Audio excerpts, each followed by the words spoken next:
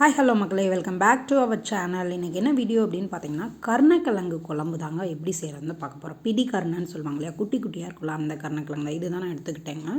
So ஓகேங்களா, அதை first வந்து நல்லா தண்ணியில் கழுவிணும். ஏன்னா நிறைய மண் இருக்கும் அதில்.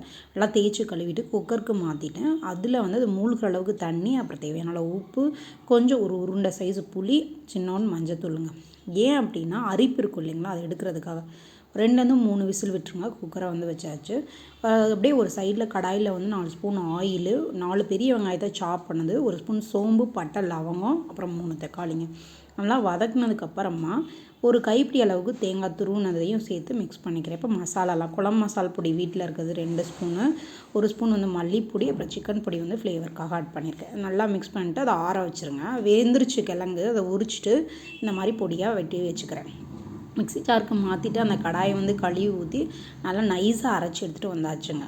இப்போ இன்னொரு கடாயில் வந்து பார்த்திங்கன்னா ஆயில் சேர்த்துக்கோங்க. நல்லெண்ணெயில் நான் இது பண்ணுறேன். நீங்கள் வீட்டில் என்ன ஆயில் யூஸ் பண்ணுறீங்களோ அதை நீங்கள் எடுத்துக்கலாம். 1 ஸ்பூன் கடுந்த பருப்பு, 1 ஸ்பூன் சீரகம், 1 ஸ்பூன் வெந்தயம், அப்புறமா ஒரு இப்படி அளவுக்கு கருவேப்பிலை, 10-12 பல் பூண்டு வந்து நல்லா சாப் பண்ணது, அதுக்கப்புறமா ஒரு சின்ன வெங்காயத்தை வந்து கொஞ்சம் பொடியாக சாப் பண்ணி அதில் சேர்த்துருக்கேன். அப்புறமா 1 ஸ்பூன் அளவுக்கு பெருங்காயத்தூள். இது நல்லா கொஞ்சம் ப்ரௌன் ஆகிற பதத்தில் இருக்கும்போது அரைச்ச கலவையை சேர்த்து நல்லா கலந்து விட்டு ஜாரை கழுவி ஊற்றிடுங்க. கழுவி ஊற்றிட்டு மூடி போட்டு வச்சுருங்க. ஓகேங்களா, அதுக்கு முன்னாடி சொல்ல மாதிரி தேவையான அளவு உப்பு சேர்த்துருங்க. இந்த கொதி வந்ததுக்கப்புறம் என்ன பண்ணணும்னா, ஒரு எலுமிச்சம்பழம் சைஸ்க்கு புளி வந்து ஊற வச்சுருந்தேன். அந்த புளி கரைசலை ஆட் பண்ணிவிட்டு நல்லா கலந்து விட்டு, இந்த டைமில் நீங்கள் உப்பு காரம் எல்லாமே செக் பண்ணிவிடுங்க. செக் பண்ணிவிட்டு நல்லா கொதிச்சு வரும்போது இந்த கிழங்கை வந்து ஆட் பண்ணுவாங்க. ஓகேங்களா, கிழங்கு ஆட் பண்ணி ரொம்ப நேரம் வேகணுன்றது அவசியம் இல்லை. நீங்கள் நல்லா ஒரு கிண்டும் போதே உங்களுக்கு அந்த குழம்பு பதம் வந்துடும்.